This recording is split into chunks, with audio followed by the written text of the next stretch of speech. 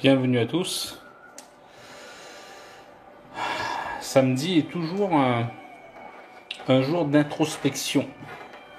L'énergie de Saturne, de Sanishvaran, de Jophiel, de Zadkiel, de Kaliel nous accompagnent toujours pour plus d'introspection. Et samedi est toujours un moment privilégié pour l'introspection, le retour à soi. Et tout à l'heure, pendant la méditation de gratitude, qui sera un peu différente de ce que nous avons l'habitude de vivre ensemble, je profiterai aussi pour remettre dans les mains toutes les gratitudes des gens qui sont venus à moi les 2-3 dernières semaines, tous les process de guérison entamés, toutes les guérisons obtenues. Voilà. Et c'est quoi l'abondance ? Quelque chose de très intéressant. Et tout à l'heure, quand j'ai publié la photo de la Shakti, de la représentation féminine pour inviter à cette méditation de gratitude, c'est la photo de Lakshmi dans l'hindouisme qui m'a le plus appelé. Et Lakshmi, la déesse de l'abondance. Et du coup, dans tout ce qui est gratitude, forcément on fait appel à l'abondance. Et dans notre prisme humain, l'abondance est forcément en dualité avec des peurs, des craintes, des limitations, des blocages et un état de séparation, parce que on a souvent identifié l'abondance à la richesse et opposé à la pauvreté, opposé à la maladie et tout ça. Et si l'abondance était un appel à plus de conscience? La photo que j'ai publiée tout à l'heure est très parlante, parce que forcément il y a toutes les pièces d'or qui proviennent de la main de Lakshmi. Donc les pièces d'or symbolisent plein de choses en fait. Et à côté de ça, elle ouvre son cœur et elle développe un bouclier de protection. Très intéressant. Protection et abondance de plein de choses. Elle n'oppose rien en fait. Parce que l'abondance est tout. L'abondance est la capacité de recevoir tout. Tout de la vie.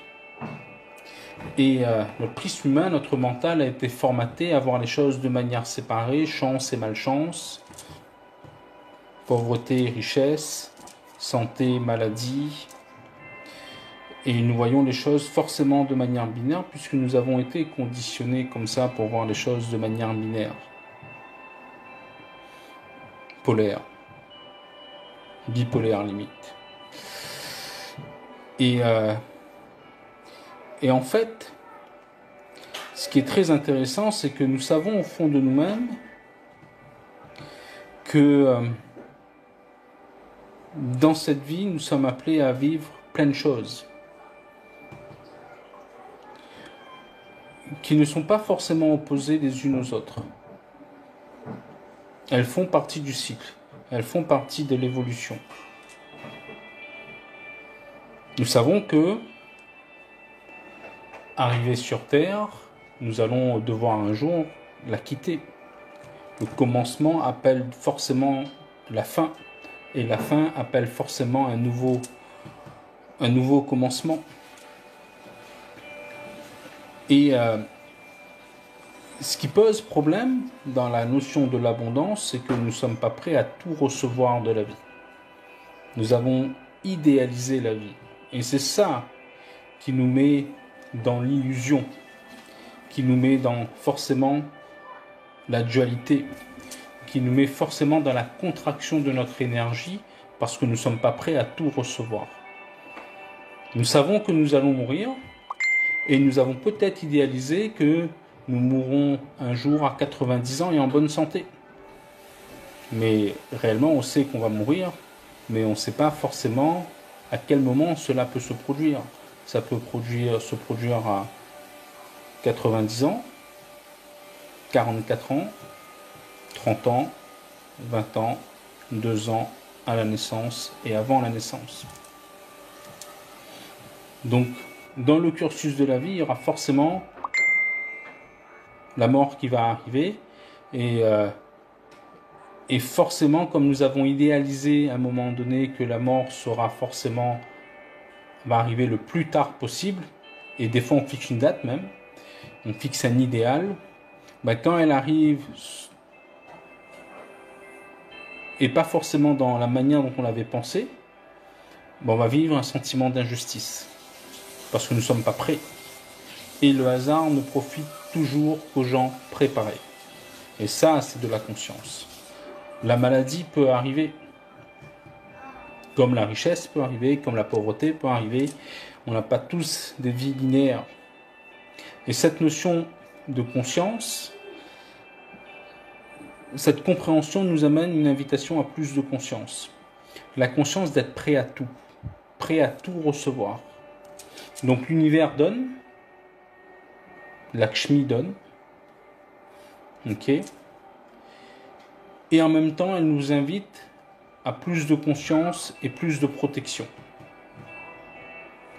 Et cette notion de protection ne vient pas de Lakshmi, mais vient de notre libre arbitre. Parce que c'est dans notre libre arbitre qu'on va définir ce que nous sommes prêts à recevoir et ce que nous ne sommes pas prêts à recevoir. Malheureusement, on va forcément recevoir plein de choses auxquelles nous ne sommes pas préparés. Et là, ça va poser problème dans notre vibration, dans notre émanation, dans notre façon d'accueillir l'événement. Si tu es prêt à tout recevoir, tu te prépares à tout recevoir. Si tu es prêt à tout recevoir et que tu prépares à tout recevoir, tu vas peut-être recevoir des événements négatifs, enfin, entre guillemets, négatifs. Tu peux recevoir des choses non plaisantes, inconfortables, des choses qui peuvent te faire mal. Okay? Mais si tu savais que ça pouvait arriver et que tu t'étais potentiellement un peu préparé à ça, l'impact en toi sera moindre. Et de l'autre côté, en fait, si tu dis vouloir être riche, mais tu n'es pas prêt réellement à recevoir toute la richesse et toute l'abondance que l'univers va arriver, tu ne vas jamais recevoir totalement. Si tu as un problème de légitimité, de dignité, de connexion avec cela, tu ne vas pas recevoir toute l'abondance qu'il peut recevoir.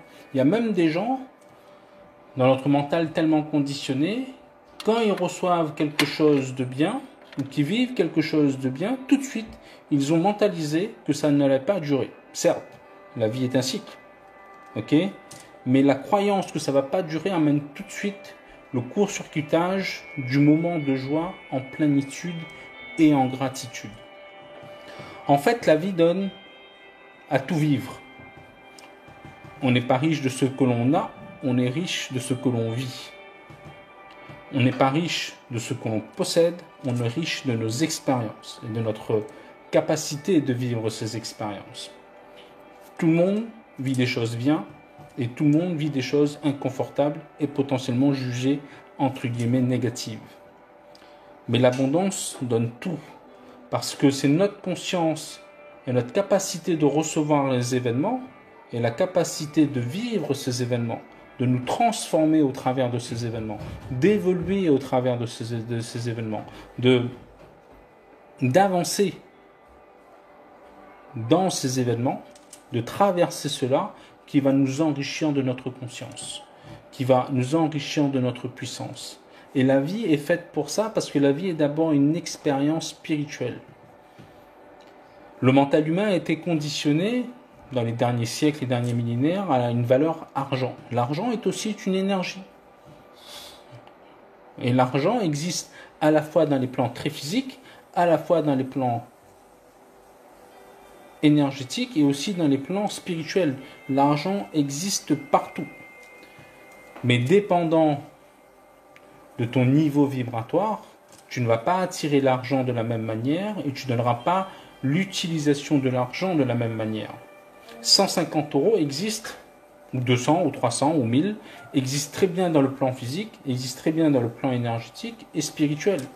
Mais quelqu'un qui est spirituel est invité à accueillir tout l'argent, il n'y a pas d'antinomie en fait, pour voir comment il utilise cette énergie dans son plan spirituel. Quelqu'un qui est dans le physique va aussi pouvoir recevoir beaucoup d'argent, ok, mais il est juste invité à voir comment il utilise ce beaucoup d'argent dans le plan physique. Il n'y a pas d'antinomie. Et quelqu'un qui se dit de plus en plus spirituel est capable d'utiliser l'argent à la fois dans le physique, à la fois dans l'énergétique et à la fois dans le spirituel. Et plus tu évolues, plus tu es capable de tout intriquer, de tout mélanger, de tout accepter dans le mélange des genres pour créer ta réalité. Et c'est ça l'abondance. L'abondance, c'est de pouvoir être en conscience de tout ce qu'on reçoit et de voir comment on évolue par rapport à ça et comment on continue à progresser, à évoluer. Ça, c'est de l'abondance. Donc Lakshmi, elle donne tout. Alors, dans l'hindouisme, il y a Lakshmi et Alakshmi. Okay, le côté positif de Lakshmi, le côté négatif de Lakshmi. Okay, mais ça, c'est toujours dans l'interprétation du mental humain. Okay, et qui amène du jugement d'ailleurs, et qui amène aussi des fois la possibilité de dire aux gens, ah bah tu vois, si tu n'es pas bien et compagnie, si tu fais bien les choses dans les normes, il y a Alakshmi qui va arriver et qui va te punir, qui amène cette notion de punition. Mais c'est pas du tout ça. Lakshmi donne tout, toutes les pièces d'or, veut tout dire, tout donner, quels que soient les événements, pour qu'on puisse nous être en plus en conscience, plus en capacité de recevoir, plus en capacité de progresser. Voilà. Et donc, elle donne aussi la notion de protection derrière. La notion de protection, c'est quoi? L'exercice de notre libre arbitre. Parce que c'est le libre arbitre, notre mental. Enfin, le libre arbitre n'est pas le mental, mais il est lié au mental. Okay, et plus le mental sera conditionné, plus ce libre arbitre sera en défaillance. Donc le libre arbitre, c'est de pouvoir nous définir ce que nous sommes capables de recevoir, ce que nous sommes capables de faire, ce que nous sommes capables de ressentir, ok, et ce que nous sommes capables de donner de la puissance et de l'énergie. Ça, c'est le libre arbitre. Le libre arbitre, c'est de dire, je peux tout recevoir, la vie va me donner plein d'expériences à vivre, ok, mais le divin, Dieu, les Shaktis, la lumière, la source, l'univers, donne tout et nous sauve jusqu'à la limite de notre libre arbitre. Entre guillemets, nous sauve. Ou nous aide jusqu'à la limite de notre libre arbitre. Donc, et ça s'appelle aussi la conscience. Elle invite au travers de son cœur, ici, là, dans la symbolique, de nous ouvrir à ça pour plus de conscience dans notre protection.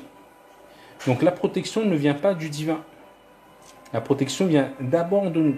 Après, forcément, comme tout est dans un et un étant tout et que nous faisons partie du divin, donc la protection viendra forcément obligatoirement de nous aussi, enfin du divin aussi, mais d'abord de nous. C'est nous qui imposons notre libre arbitre par rapport à ça.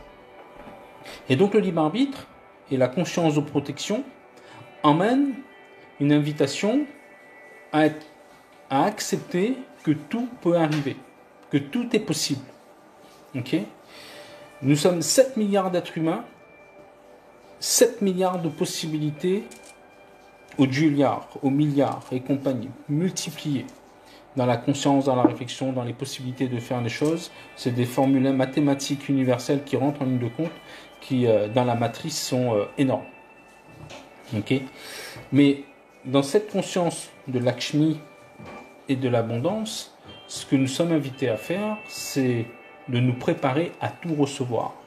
Alors, je sais que il y a beaucoup de livres de développement personnel qui nous disent ouais, tu vas attirer ce à quoi tu penses le plus souvent. Ok ? C'est vrai, mais c'est limitant. C'est pas parce que tu penses que le mal peut arriver que le mal va obligatoirement arriver. Et c'est pas parce que tu penses que tu vas devenir millionnaire que tu es déjà millionnaire. Ok ? Donc c'est pas à quoi ce que tu penses qui va attirer. Ok ? Tu vas le devenir en fait. Ok ? Mais c'est ta vibration intérieure qui va attirer des événements pour te rendre plus riche. Plus riche dans cet échange que nous avons, c'est riche dans tout ce que ça peut apporter en termes de richesse, c'est pas simplement sur la vibration argent.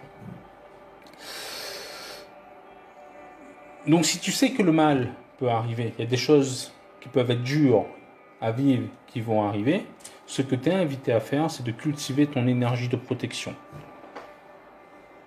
Ok. Je donne un exemple très précis, il y a 2 ans j'ai vécu de la magie noire. Ça m'a détruit un business. Ok. Alors au départ j'ai refusé de croire. Ça faisait partie de ma réalité la magie noire quand j'étais petit, parce que forcément dans les rituels que je vivais quand j'étais petit, il y avait le dégagement de magie noire au travers des potentialités des ancêtres. Okay. Mais après, toute cette partie de culture a disparu de ma vue jusqu'à 3-4 ans. Okay. Et puis mon business a très vite progressé et très bien progressé. Puis à un moment donné, il s'est écroulé du jour au lendemain. Et là, je suis passé par du développement personnel, le ceci, le cela, et ça suffisait pas. Parce que j'avais beau augmenter ma conscience, ma connaissance, j'avais beau augmenter mon savoir, j'avais beau aller en séminaire, j'avais beau aller à développer une énergie, il y avait quelque chose qui déphasait quand même et qui plus j'avançais, plus je partais en conscience de destruction. Okay. Et puis il y a quelqu'un qui m'a dit un jour, est-ce que ce ne serait pas de la magie noire? J'ai refusé d'y croire. Okay. Parce que pour moi, ça ne pouvait pas exister. Ce n'était pas dans mon prisme. Dans le mental que j'avais à ce moment-là, dans le formatage que j'avais à ce moment-là, c'était du mysticisme. Et donc ça ne pouvait pas exister. Et si tu tenais croyance à ça, tu perdais ton propre pouvoir personnel de création. Foutage de gueule en fait. Donc j'ai accepté de dire que ça pouvait être une possibilité. Ok, j'y ai pas cru totalement et j'ai pas mis tout mon espoir là-dedans. Ok, mais ça pouvait faire partie d'une possibilité. J'avais tellement exploré de pistes pour pouvoir me repartir en croissance que pourquoi pas celle-là en fait. Ok. Et du coup, ce qui s'est passé, c'est que j'ai appelé quelqu'un, un pote, quelqu'un qui est devenu mon pote après, Fabrice. Ok, il me l'a dégagé. Ok. Et du coup, tout est reparti en croissance. Mais il m'a dit, je te dégage, mais je te mets une protection, ok, mais toi, cultive ta conscience de protection, parce que si tu cultives pas ta conscience de protection, ok, ce qui va se passer, c'est que tu sais que ce type d'énergie peut exister. Maintenant, tu l'as vécu dans ton fort intérieur, donc maintenant, cultive ton énergie par rapport à ça. Ok, c'est de la prévention en fait. La protection, c'est de la prévention, et les deux font partie des choses. La protection, c'est pas de la punition. Okay. La punition, l'idée de punition et de jugement emmène une dévalorisation du niveau vibratoire qui baisse la conscience de prévention et de protection. C'est pas du tout la même chose. C'est pour ça que, enfin bref, je ne vais pas revenir sur les faits de société. Donc, il faut être prêt à tout recevoir et se préparer à tout recevoir. Si des choses mauvaises arrivent, être en conscience de protection, être en conscience de préparation pour que ça rentre le moins facilement possible. Qu'on soit en conscience, qu'on voit qu'on puisse être en résilience, qu'on puisse être en protection, qu'on puisse être en acceptation s'il faut, ou en laisser être. Ça sera du discernement à avoir. Et de l'autre côté, de se préparer à tout recevoir. Okay. Mais des fois, dans le mental, on conditionne dès le départ dans le libre arbitre, on a décidé que nous n'étions pas légitimes, pas dignes de recevoir telle ou telle chose. Donc on a envie, mais on ne reçoit pas. Parce que mentalement, on s'est mis dans notre libre arbitre un conditionnement connu, inconnu, conscient ou non conscient, révélé ou non, ok, qui fait que on a envie de gagner telle chose ou telle chose, mais on est limité parce on s'est mis des peurs qui font partie de notre libre arbitre, on s'est mis des émotions de non-légitimité, de non-dignité et compagnie, on a la peur du jugement, on a la peur de changer, on a la peur de perdre des choses, et donc forcément on ne peut pas recevoir entièrement parce que vibratoirement on est déphasé. Donc l'alchimie, l'abondance, c'est un état préparatoire à la conscience. Parce que de toute façon quand on va mourir, on va tout laisser là. Ce qui va remonter avec nous, et ce qui est invité de remonter avec notre âme, c'est toute notre mémoire en fait.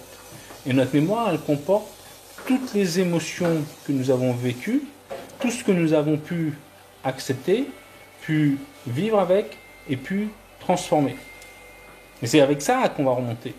Donc la question n'est pas de savoir s'il faut être riche ou pauvre. La question, c'est une question d'être. Donc si tu peux être heureux et pauvre, d'argent, entre guillemets, et tu peux être heureux et riche. C'est pas un problème, ça. Ok? Les gens, il y a des gens qui sont des bonnes personnes en étant pauvres, et il y a des gens qui sont de très bonnes personnes en étant riches. Et l'inverse est possible. Ok? Donc partout il y aura de la dualité. Mais la question est de savoir quel imaginaire on se donne pour pouvoir détruire ce voile imaginaire, déconstruire ce voile de l'illusion qui nous ouvre à la capacité de tout recevoir de la vie et vivre correctement de la vie. Voilà. Et donc, une gratitude, là, la méditation de gratitude que nous allons faire, c'est pour prendre conscience de qui nous sommes, un peu plus, voir que dans tous les événements de vie que nous avons pu traverser, ben, nous sommes toujours vivants. Et donc, s'il y a toujours vivant, c'est que nous avons été plus puissants que les événements vécus. Que nous sommes, si nous sommes toujours vivants, c'est que notre âme, intérieurement, elle a envie encore d'évolution, d'aventure et de transformation. Elle a encore goût à cette incarnation et qu'elle est toujours en volonté d'évolution. Et donc la gratitude, c'est d'abord ça, okay, et se donner la possibilité d'être légitime de tout recevoir. La maladie n'est pas une punition. La maladie est une invitation à savoir ce que nous voulons transformer en nous, à une plus d'introspection. La maladie fait partie de la vie. C'est une des possibilités de vivre quelque chose de spirituel dans notre corps. Et la santé est une expérience spirituelle aussi. Et la bonne santé est une expérience spirituelle aussi. Tout définit de ce que nous allons vibrer, vibrer et vivre.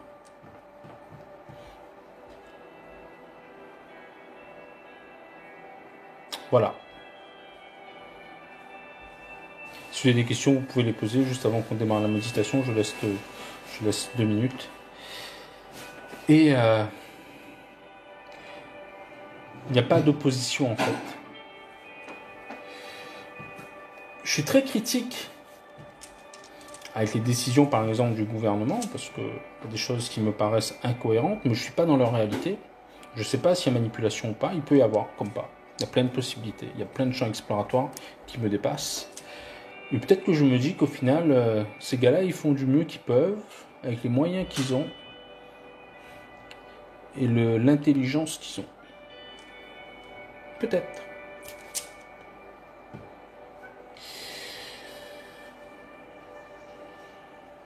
On ne sait pas en fait.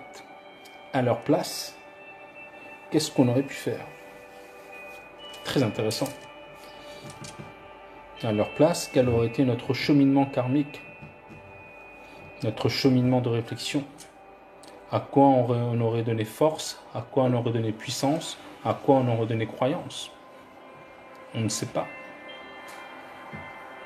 Parce que ce que nous pouvons dire peut être ressenti comme légitime, peut être une vérité au moment où nous verbalisons cette vérité, et le lendemain, les événements font que ce que nous avons dit la veille est une totale incurie. Et ça peut même nous arriver à nous.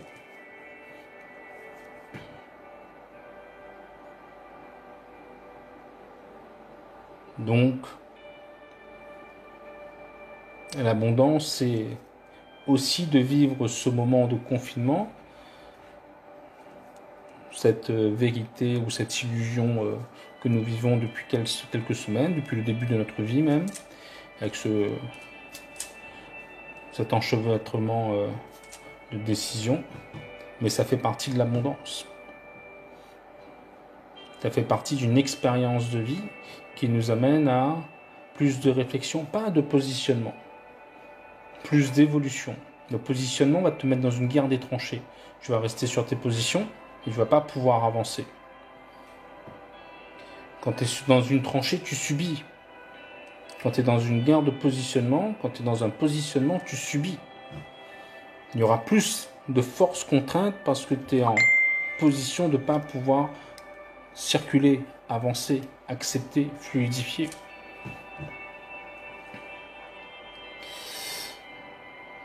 Donc l'abondance, c'est se préparer à tout recevoir pour pouvoir avancer dans sa vie en conscience. Tout. Et là, on a de la gratitude. Parce que la gratitude tire sa source non pas dans le résultat. Parce que le résultat n'est qu'un résultat. Et il sera forcément éphémère. Tout résultat est éphémère. La gratitude tire sa quintessence non pas du résultat, mais de l'évolution. L'évolution que nous donnons à nous-mêmes. Et là, on regagne en conscience.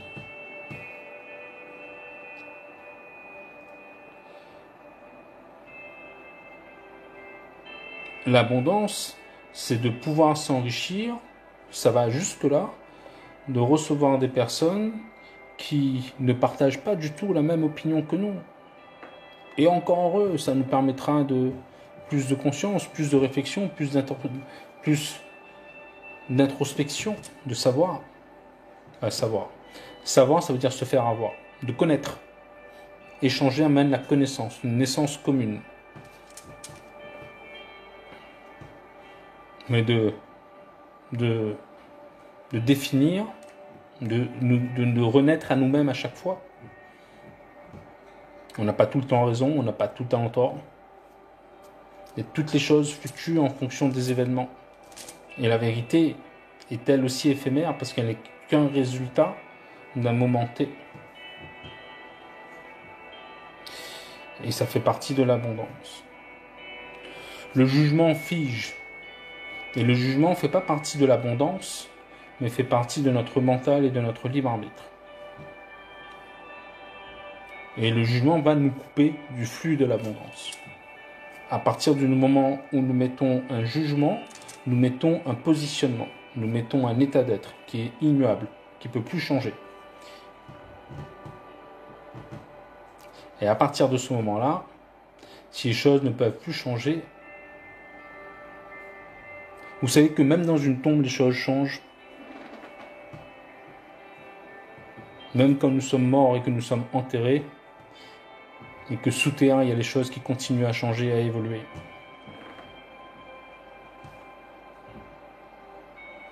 C'est ainsi. Donc la gratitude se cultive dans la culture, la quintessence de l'évolution, et à nous de donner de la conscience. Le juge en 3 mots.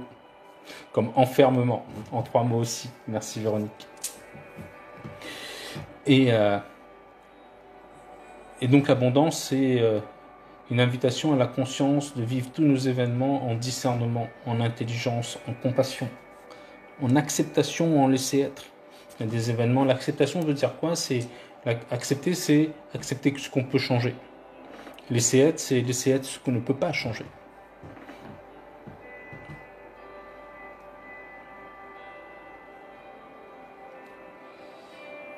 Et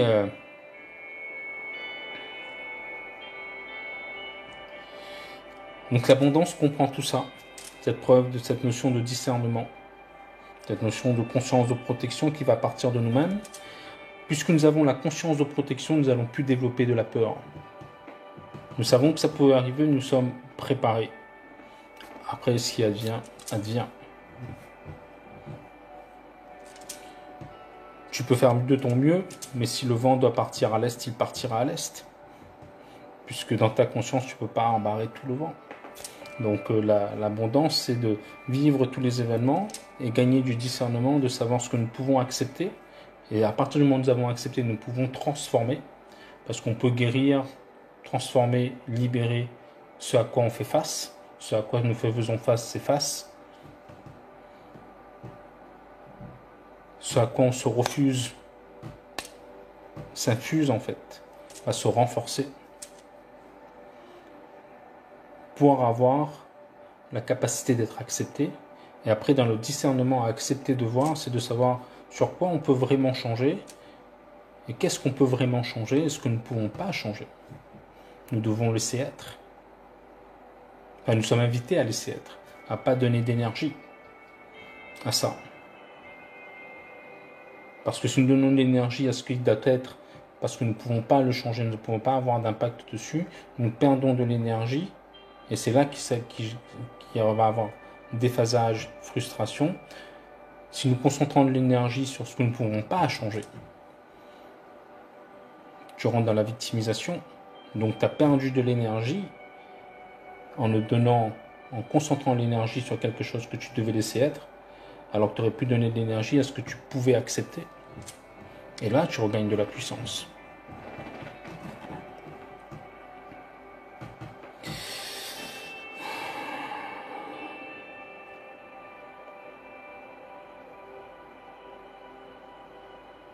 Chaque moment a sa quintessence. Et chaque moment est un moment plein d'abondance, rempli d'abondance. Même les moments les plus inconfortables. Il faut être juste préparé, au cas où si ça arrive. Et savoir que ça peut arriver. Tu peux vivre l'amour, tu peux vivre la jalousie, toi vers les autres et les autres vers toi. Tu peux vivre la santé comme la maladie, la bonne santé comme la maladie, parce que dans la santé, il y a la maladie possible, un état d'être. Donc soyons plus conscients à savoir que nous pouvons tout recevoir et après savoir accepter ce que nous pouvons changer et laisser être ce que nous ne pouvons pas changer.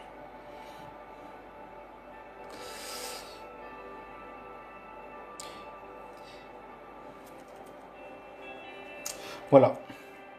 Donc je vous invite à vous asseoir confortablement, à mettre les pieds au niveau du sol, respirer tranquillement. La méditation sera sur un format différent que les méditations que nous avons l'habitude de vivre ensemble. Donc ce que nous vivons d'habitude en 40 minutes, on va être concentré en tout début de séance pour pouvoir après être en énergie de conscience et de gratitude. Fermez les yeux. Si vous avez l'habitude d'entrer en gratitude, en prière, en méditation par des formules avec lesquelles vous êtes à l'aise, si vous avez l'habitude de parler à Dieu, la source, Allah, Yahvé, Shiva, Krishna, Ganesh, Lakshmi, faites-le. Sentez-vous libre.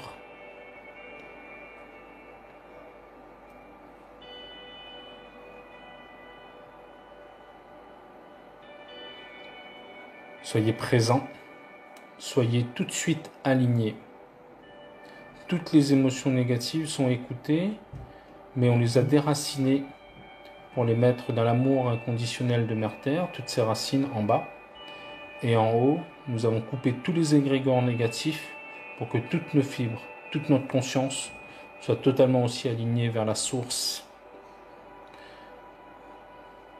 Toutes nos racines plongent avec l'accord de Mère Terre dans l'amour inconditionnel de Mère Terre. Nous lui donnons de l'intention, mais aussi de la gratitude. Et elle remonte toutes les énergies, nous acceptons toutes ces énergies pour très rapidement monter dans nos racines et qu'elles prennent du volume, rentrent dans notre corps physique par nos pieds, nos membres inférieurs, montent encore, alimentent notre premier chakra rouge, et son rayonnement est de plus en plus dense. Vient alimenter ensuite notre deuxième chakra orange ou jaune et son rayonnement devient de plus en plus dense. Troisième chakra orange ou jaune au niveau du plexus solaire et le rayonnement dense et encore plus dense. Quatrième chakra anahata, vert, dense et encore plus dense. Cinquième chakra au niveau de la gorge, vishuddhi, violet ou bleu, dense et encore plus dense. On ouvre notre troisième œil, on alimente au niveau du front, ajna, bleu ou indigo. On alimente notre dernier chakra physique au-dessus de la tête, fontanelle, sahasrara, blanc, indigo ou jaune selon votre résonance avec un canal de lumière jusqu'au ciel. Et on augmente tout de suite notre conscience de protection, notre niveau vibratoire, notre capacité d'accueil et de recevoir, notre capacité de se protéger, la capacité de laisser tout le bien et toute l'énergie de la Kundalini monter en nous et descendre en nous. Nous sommes canal, nous sommes alignés, notre niveau vibratoire augmente et comme une bulle énergétique autour de nous, elle va prendre de plus en plus d'espace, encore, encore, encore, encore, encore, pour aller chercher notre 8e chakra au-dessus de nous, chakra de couleur blanc.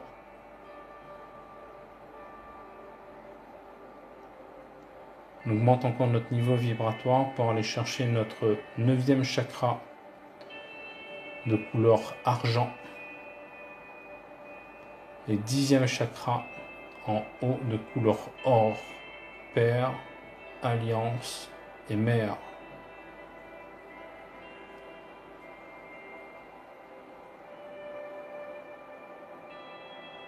On ralentit notre respiration, on garde notre conscience d'alignement.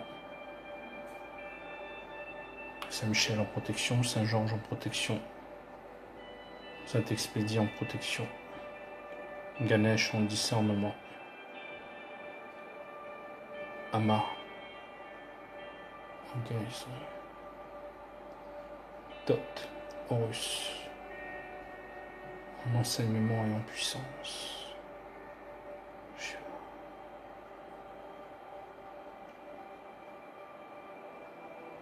On ralentit la respiration, on garde cette conscience d'alignement du centre de la Terre jusqu'à la source, la conscience de tous les chakras allumés.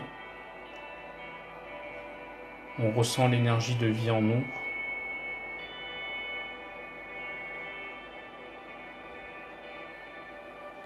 Et comme nous sommes en vie,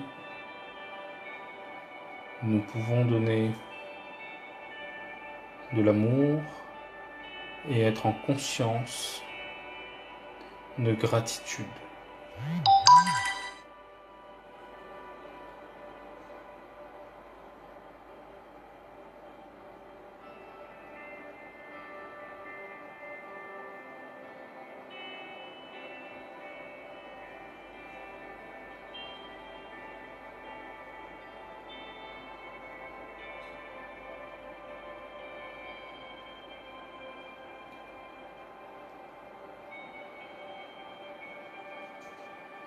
Ressentez, vous faites jaillir de la chaleur entre votre plexus solaire et votre cage thoracique, au niveau de votre thymus. Vous pouvez même le masser pour prendre conscience de son endroit. Et ressentez la chaleur, la joie qui se dégage d'ici, siège de l'énergie christique.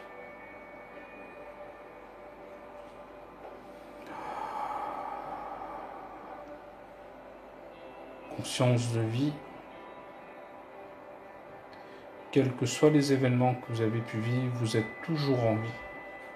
Donc vous êtes puissant, nous sommes puissants et nous avons encore soif d'évolution, d'enseignement, d'apprentissage, de transformation.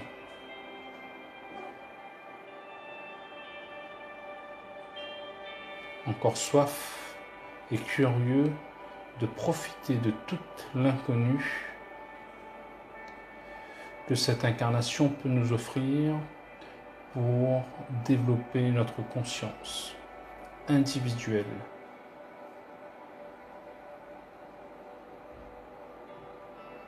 Et collective.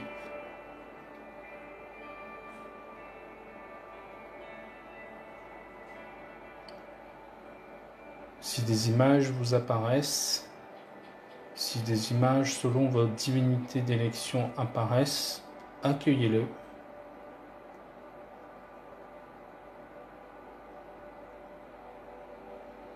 Mais allez au-delà, là où il y a encore plus d'amour et de gratitude.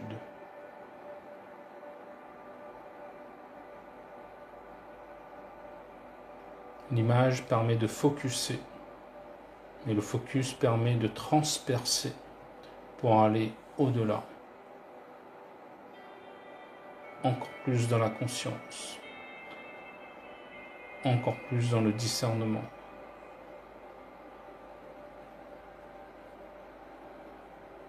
encore plus dans la connaissance, dans l'amour.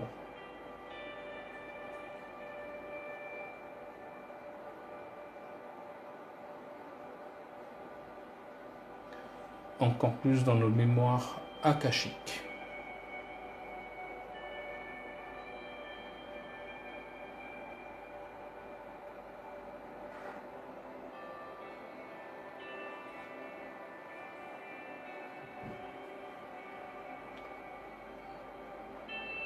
Dites et ressentez et vibrez merci pour tout ce que vous souhaitez,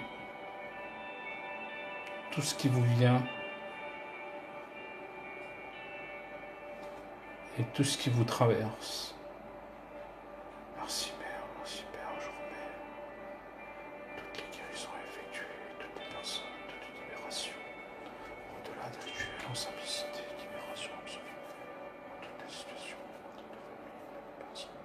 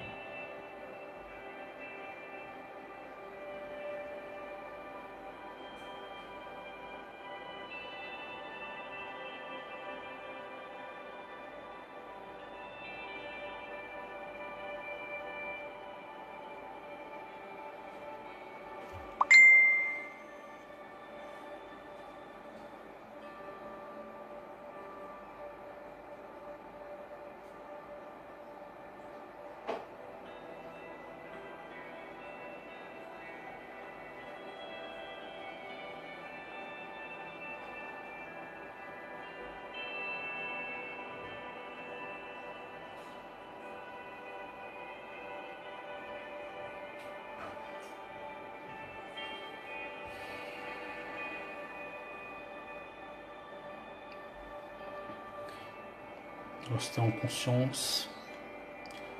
Hommage à la paix et à la gratitude. Om Shanti Om Shanti Om Shanti Om Shanti Om Shanti Om Shanti Om Shanti Om Shanti Om Shanti Om Shanti Om Shanti Om Shanti Om Shanti Om Shanti Om Shanti Om Shanti Om Shanti Om. Hommage à l'abondance. Om Lakshmi Om Lakshmi Om Lakshmi Om Lakshmi Om Lakshmi Om Lakshmi Om Lakshmi Om Lakshmi Om Lakshmi Om Lakshmi Om Lakshmi Om Lakshmi Om Lakshmi Om. Hommage à la protection. Om Govindam Govindam Govindam Govindam Govindam Govindam Govindam Govindam Govindam Govindam Govindam Govindam.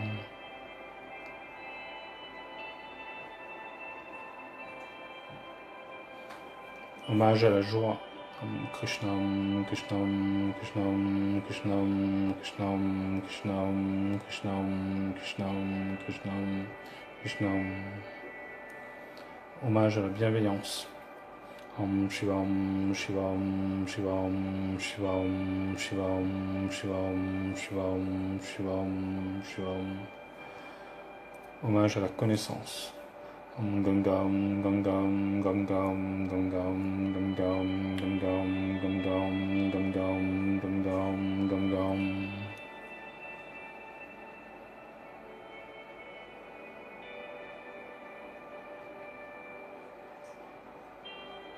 Hommage à la symbolique du discernement. Vikatayam, Vikatayam, Vikatayam, Vikatayam, Vikatayam, Vikatayam, Vikatayam, Vikatayam, Vikatayam, Vikatayam, Vikatayam, Vikatayam, Vikatayam, Vikatayam, Vikatayam.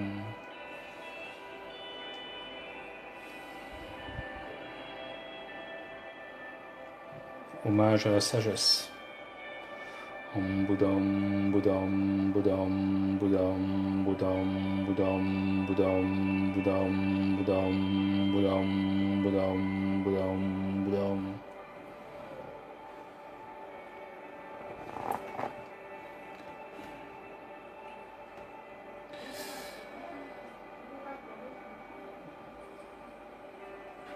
Hommage particulier pour les chrétiens à l'énergie de Jésus.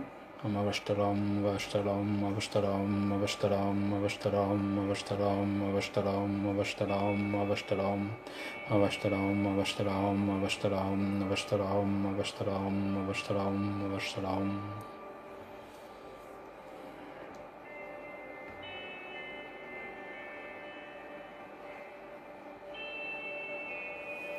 Shanti, Shanti, Shanti, Shanti.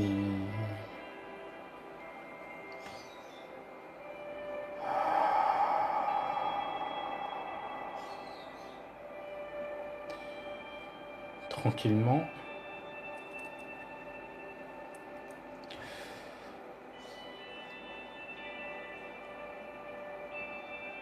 Revenez à vous. Gardez votre ancrage, votre alignement et votre conscience. Relâchez la pression dans les yeux. Et tranquillement, tranquillement, tranquillement. Ouvrez vos yeux.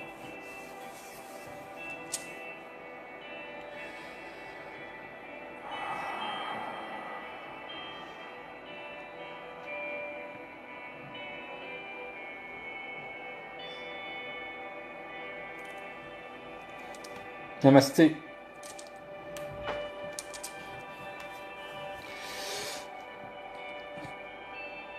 Tout le monde est bien revenu. Parfait.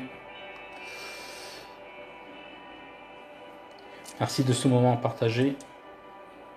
Je vous souhaite une belle soirée. Prenez soin de vous et de vos proches. Encore plus de conscience. Namasté.